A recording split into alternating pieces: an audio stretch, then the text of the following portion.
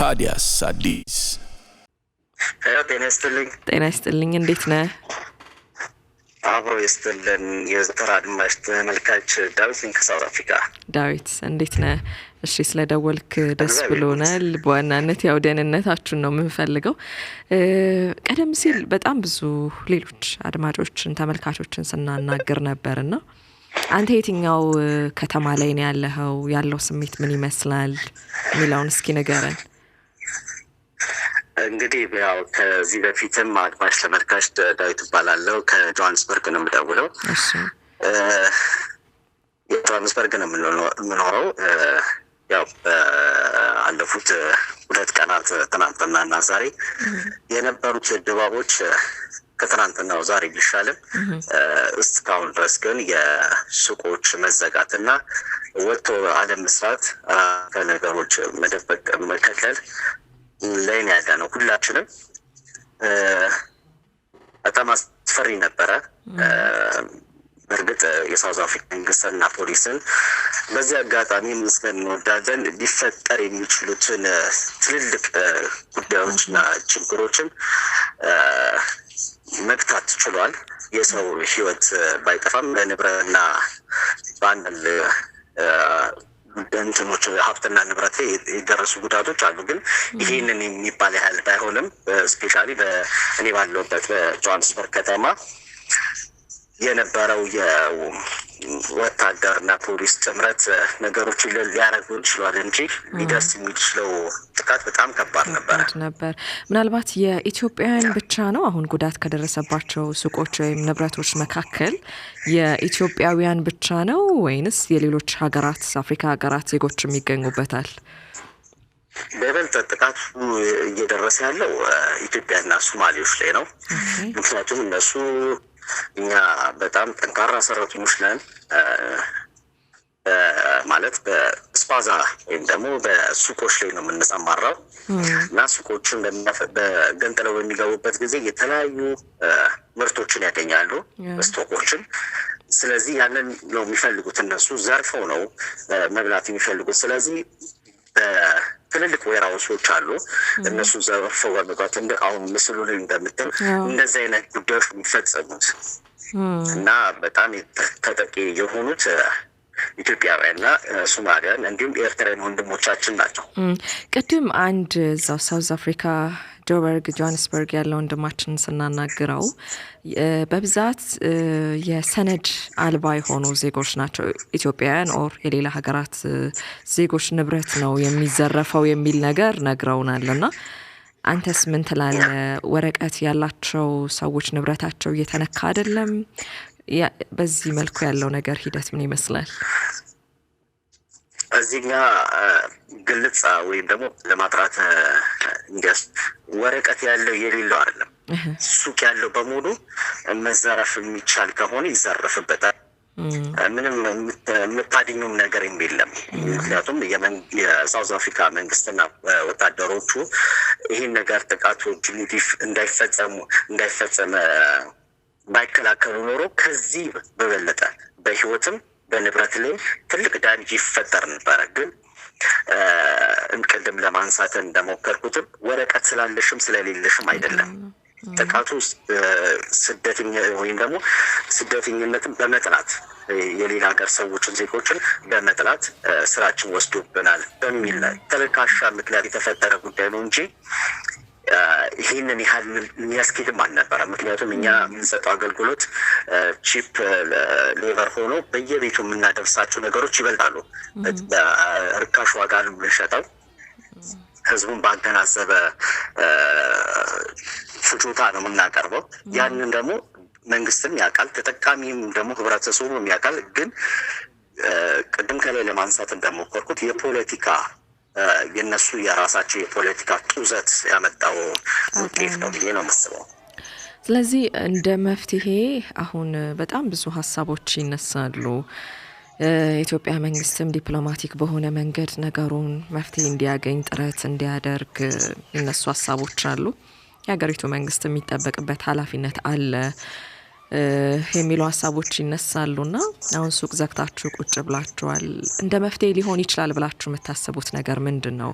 የተለያዩ ሀገራት ዜጎች ያው እየወጡ እንደሆነ እንሰማለንና ምን አይነት መፍትሄ ቢወሰድ ነገሩ መብረድ ይችላል ብለህ ታስባለህ? እንደ ሐሳብ እንደ ምክረ ሐሳብ ለማንሳት ከተቻለ የኢትዮጵያ መንግስት እዚህ ጉዳይ ላይ ወገኖቹን ከነገሮች ከጥቃት ተጋላጭነት የሚሸሹበትና የሚረቁበትን ነገር አናውንስ ከማድረግ ውጪ ሌላ ሊያደርገው የሚችለው ነገር ምንም ነገር የለም። ምክንያቱም እኛ የመጣንበት በስደተኝነት ነው፣ በኢኮኖሚ ጥገኝነት አይደለም። ሳውዝ አፍሪካ የገባ ነው ሁላችንም የፖለቲካ ጥገኞች ስለሆነ ኢንቮልቭ የሚያደርግበት ነገር የለም። ግን ህዝቡን አናውንስ በማድረግ ጥቃቱ እንዳይደርስባችሁ የተለያዩ ነገሮች አድርጉ፣ በኮሚኒቲ ተባዱ ምናምን ከማለት ውጭ የሚያደርገው የለም። ግን ህብረተሰቡ አሁን ሱቁን ዘግቶ በመቀመጡ ለደህንነቱ ዋስትና በማጣቱ ተነሳ ነው እንጂ ማናችንም ከእጅ ወደ አፍ ኑሮን እየኖርን ያለ ነው። የዕለት ገቢን ያለን አጠራቅመንም ሀብትና ንብረትም እስካሁን ያፈራንበት ነገር የለም። ጥቂት ግለሰቦች ካልሆነ በስተቀር ሁሉም ሰው ግን በሚባል ደረጃ የዕለት ጉርሱን እየሸፈነበት ያለው። ስለዚህ ሱቁን መዝጋቱ ለጊዜያዊ ደህንነት ዋስትናው እንጂ ዘለቄታ ዋስትና አይደለም ለማለት ነው። ትንሽ አስቸጋሪ ነገር ይመስላል። እስኪ እንደውላለን። ባላችሁበት ሰላም እንድትሆኑ ምኞታችን ነው። እግዚአብሔር ከእናንተ ጋር ይሁን። ያው ይህንን ጉዳይ የሚመለከታቸው በሙሉ ያዩታል፣ ለመፍትሄውም ጥረት ያደርጋሉ ብለን እናስባለን። ያሉትን ነገሮች እኛም እየተከታተልን እየደወልን የምንጠይቃችሁ ይሆናል። ባላችሁበት ግን ፈጣሪ ከእናንተ ጋር እንዲሆን እንመኛለን። እግዚአብሔር ይስጥልን፣ እግዚአብሔር ያክብርልን። አስባችሁ ተደንቃችሁ እናንተም ደውላችሁ እንዴት ናችሁ ስላላችሁን በኢትዮጵያ ሕዝብ ስም እጅግ የከበረ ሰላምታ እናቀርባለን። እግዚአብሔር ይስጥልን። መልካም ጊዜ። እሺ፣ በያላችሁበት ጥሩ ጊዜ ነው የምንመኘው። ፕሮግራሙ ታዲያስ አዲስ ፕላስ ነው።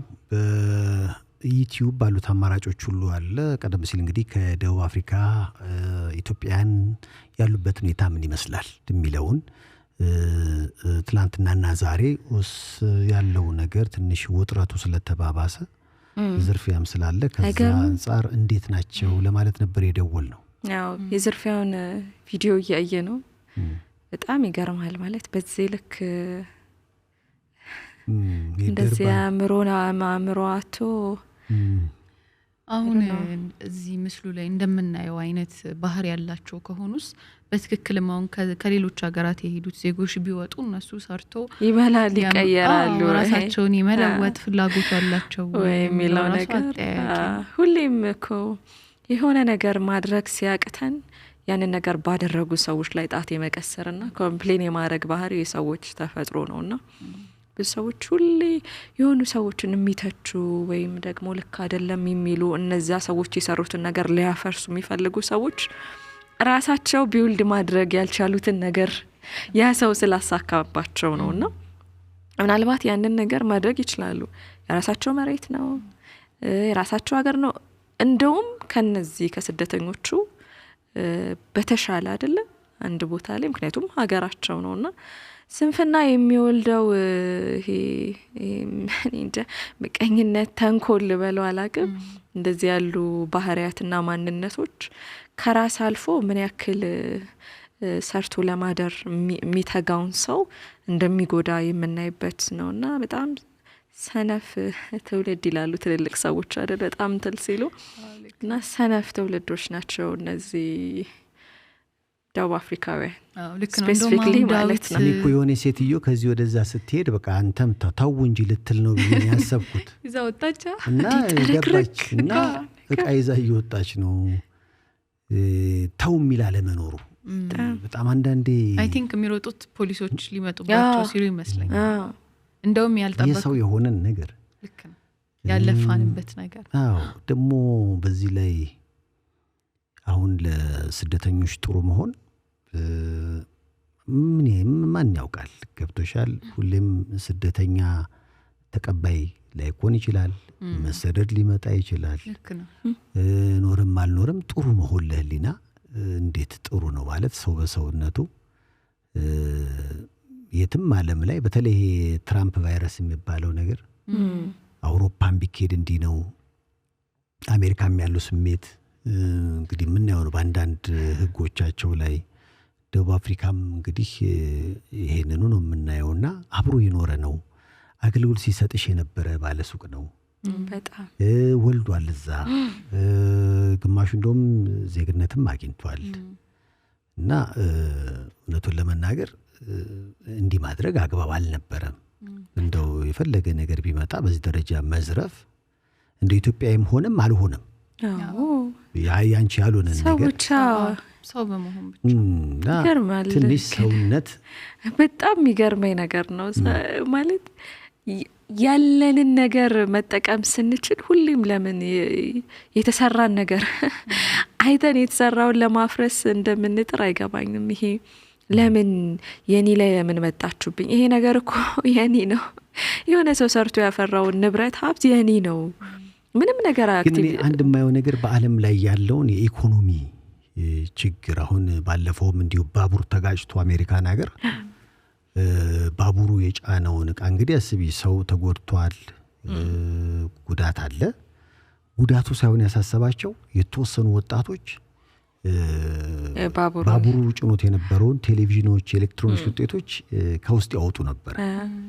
እና ዓለም ላይ ያለ በተለይ አፍተር ኮሮና ልክ የሆነ አደጋ ደርሶ አደጋው ላይ ሰዎችን ከማትረፍ ይልቅ የወደቀውን ንብረት እንደማንሳት ማለት ነው አይነት ነገር። እና ይሄ አሁን የሰውነት ፈተና ወቅት ይመስለኛል። ማለት ብዙ ቦታዎች ላይ ስታይ ካሁን በፊት ያልተለመዱ ማታቂያቸው ነገሮችን ነው የምታየውና እንዲህ አይነት ነገር ሲሆን ሁሉም በየእምነቱ መጸለይ ያለበት ብዬ አስባለሁ። እንዲህ አይነት ነገር በምንም አይደለም። በቃ ቃለም እንዲረጋጋ፣ ነገሮች ጥሩ እንዲሆኑ፣ ሰው ወደ ልቦናው እንዲመለስ፣ ፈጣሪውን እንዲፈራ።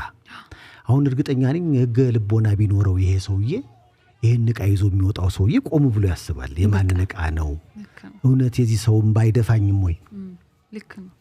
እውነት አሁን የዚህ ሰው ምልሽ በቃ ያንቺ ያልሆነን ነገር ነው እየወሰድሽ ያለሽውና እንደ ቆም ብሎ እንደው ፈጣሪን እያስቀየምኩት ነው አሁን በዚህ ተግባሬ እውነት ደስ ይለዋል ወይ? እንዲህ አይነት ነገሮች የምታስቢው አንድ በእግዚአብሔር ስታምኚ ነው። እዚህ ጋር ግን ፈጣሪ የተረሳ ይመስላል። እና ይህ ስነ ምግባር የሚባለው ነገር እኮ ግን ትልቅ ስራ አይሰራም አይደል? ስነ ምግባር የሚባል ነገር በስነ ምግባር የታነጸ ትውልድ ሆነን ስናድግ ማደጋችን ወይም ደግሞ ሁሉም ትውልድ በየትኛውም ዓለም ውስጥ ስነ ምግባር የሚባለው ነገር ካለ እንዴት ነው ፈራህ እግዚአብሔር ሰው ካለው ይፈራል ነው። ፈጣሪ የከለከለውን ነገር ይፈራል ከማድረግ። እንደው ስለ ስነ ምግባር እናወራኝ። አሁን ለምሳሌ በፊት ለማተብ የሚል ትውልድ ነበር። እርግጥ በፊትም ጥሩ ያልሆነ ሰው የለም ማለት አይደለም። ግን አብዛኛው ማተብ አትስረቅ የሚለውን ቃሉን የሚያከብር የሰው የማይነካ የራሱንም የማይሰጥ በቃ ዲሲፕሊን ሆኖ ፈጣሪውን የሚፈራ። ምክንያቱም እዚህ ምድር ላይ የምትቆይበት ጊዜ ይታወቃል። አጭር ነው ያጭር እና ከዛ አንጻር እያንዳንዱ እንቅስቃሴዎችሽ በተቻለ መጠን በመልካምነት ውስጥ ቢሆን የተሻለ ነው። በዚህ ላይ ደግሞ ወስደሽው ለምሳሌ አሁን ልብስ እኮ ስትዘርፊ በልክሽ አትዘርፊ። እንዲህ አይተሽ ምናምን እንደዚህ ተለክተሽ አይደለም ያገኘሽውና አንዳንዴ ያላገኘሽውን ነው ይዘሽ የምትሄጂው። ልክ ነው። እና ሄዶም ለነሱ አይጠቅማቸውም፣ ያን ሰው ግን ያጎለዋል። እንደዛ አይነት ነገር ነውና የምታየው። እኔ አስታውሳለሁ ደርግ ሲወድቅ ኢህአዴግ ሲገባ እንዲህ አይነት ዘረፋዎች ዘርፊያ ነበረ። ጥይት ቤት ምናምን ምግብ እንደዚህ ጤፍ እንደዚህ ነገሮች ይወጡ ነበር። እንዲህ ዘረፋ ነገሮች ነበሩ። ኢትዮጵያ ግን ጨዋ መሆኑን የምታውቂው የፒያሳ ወርቅ ቤቶች ምንም አልተነኩ።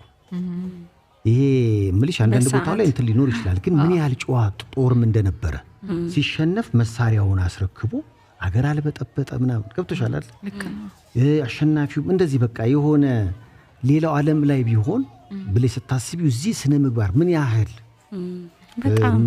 በማሸነፍና መሸነፍ ውስጥ ያለ መከባበር አይቻለሁ እሱ ላይና ከዛ ውስጥ እቺ ነገር እንደ ምሳሌ ትነሳለች። ከሷ ውስጥም ደግሞ እንደገና ኮሜዲ ያለበት የሚያስቅ ነገር ማለት አዎ ጭም ሁሉም ህዝብ ለአዲስ አበባ ህዝብ በሚሊዮን የሚቆጠር ነው። ከዛ መሃል ያን ነገር ምን ያህል ሰው አረገ በጊዜው ያሉ ሰዎች ሊናገሩ ይችላሉ። ግን በጣም የሚገርመው የሆኑ ሰውዬ ሊዘርፉ ሲገቡ ሰው ሲያረጋ አይተው ነው ሊሰርቁ ሲገቡ እንትን ነው ከሸጎሌ ጀርባ ያለ ፍርድ ቤት ነው እና የገቡት አዎ ሰው ሁሉ በቃ ያለውን ነገር ምናምንና ሰውየው ሲያዩ ፍርድ ቤት ውስጥ እኮ ነው የዳኛው ወንበር ብቻ ነው ያለው ራስ ወይ የዳኛው ወንበርና መዶሻ ነው ያለው። የዳኛውን ወንበርና መዶሻ ተሸክመው አይሄዱም። ከምር ኢኮኖሚ ከዛ በኋላ ደግሞ እኮ በጣም የሚገርመው ከሆኑ ጊዜያት በኋላ ደግሞ መንግስት መጣና በደንብ በስነ ስርዓት የዘረፋችሁ ሰዎች ባስቸኳይ ወሰዳችሁትን ነገር መልሱ አለ። ደግሞ ምን ያህል ደግሞ ጨዋ ዘራፊ እንደሆነ የምታውቂው የወሰደው ሰው በቃ ይኸው 1 ኪሎ ጤፍ 1 ኪሎ እንዴ 2 ኩንታል ጨው የሰረቀ ነበር። ከላዩ ላይ እንግዲህ ወጥ ምን ያህል 2 ኩንታል ቢጠቀምበት እስከ ዛሬ ድረስ ጨው ያው ለመሸጥ እስካሁን ይበላው ነበር። ለመሸጥም ይሆናል። አዎ ከዛ ሰውዬ ያንን የዳኛው ወንበር እና ያንን መዶሻ ይዞ ገባና ከ15 ቀን በኋላ አምጡ ተባለ። ሲያመጣ ሁሉም የራሱን የሰረቀውን ሲያመጣ እኛም ሰውዬ ያንን የዳኛው ወንበር ይዘው ሲመጡ በቃ ለየት እዛ አካባቢ ጋዜጠኞች ነበሩ። እሺ ያው እነዚህ የሰረቁት ሰዎች እየመለሱ ነው ምናምን ያለ የዳኛው ወንበር ይዟል። አባባ ነው እስኪ ምንድነው ያው ያኔ ልሰርቅ ሲሄድ የነበረው መጨረሻ ላይ ነው የደረስኩትና ወሰድኩት። አሁን እቺን 15 ቀን ምን አረጉበት? ሲጀምር እንዲህ አይነት ዕቃ እንደው ልሽጥ እንኳን ቢሉ እንዲገዛው የዳኛው ወንበር ይሄንቱን እና ምን አረጉበት ሲሏቸው 4 አስቸጋሪ ልጆች አሉኝ እነሱን ዳኛውበት ቁጭ ብዬ እዛ ላይ ቁጭ ብለው በጣም ነው ያስተካከልኳቸው እና መዶሻ ይዘው ጋቢ አድርገው አየኋቸው። ዝም ብዬ ሳስብ 2 ቀን ቁርስ የለህም ምናምን ሲሉ እና እንደ በጊዜው የነበረ ማለት ነው። እና አሁን እዚህ ላይ ያኛው የተፈጠረ ትልቅ ነገር እንኳን ተፈጥሮ ከዛች ውስጥ የነበረውን ነገር ሳስታውሰው በጣም በስነ ምግባር የታነጸ ትውልድ ወደዚህ ግን ሲመጣ ትንሽ በጣም በነገራችን ላይ የደቡብ አፍሪካ ፕሬዝዳንት ከዶናልድ ትራምፕ ከተገናኙ በኋላ ነው እንዲህ ነገሩ የተመሰቃቀለው ብለዋል። አዎ ግን ከዚህ ቀደምም ነበርኮ ይሄ ግርግር ምናልባት ጨምሮ ይሆናል። የደቡብ አፍሪካ ህዝብ ምን እንደሆነ አላውቅም። በጣም ይዋህ አብሮ በመኖር የሚያምን እንዲህ አይነት ነገር አሁን እንደምናያቸው አይነት ቪዲዮ አይነት ህዝብ አልነበረም በፊት። አፍሪካዊ ወንድሙ ሁሉም ወንድሙ እንግዳ ተቀባይኛ እንደምንለው ማለት ነው። እንደዛ አይነት የሆኑ ከኛ ጋር ብቻ መሰላችሁ እንጂ ከናይጄሪያ ከጎረቤት ሀገር ካሉ ሀገራት ሁሉ እዛ በቃ ቤቴ ነው ሀገራችን ነው ብለው ነው የሚኖሩት። ተከባብረው ተዋደው ነው የሚኖሩትና እንግዲህ እንዲህ አይነት ነገር ሲፈጠር ማየት ማንዴላ ቢኖሩ በእርግጠኛ ማንዴላ አሁን ነው የሞቱት ዛሬ እኔ እውነት ማንዴላ ቢኖሩ ግን እንደዚህ ይሆን ነበር የደቡብ አፍሪካ ህዝብ እንዲህ ይሆን ነበረ። የኢትዮጵያን ስሜት ማለት ምን ሊሉ ይችሉ ነበር ማንዴላ ቢኖሩ? ትንሽ ከባድ ነው። ታዲያስ አዲስ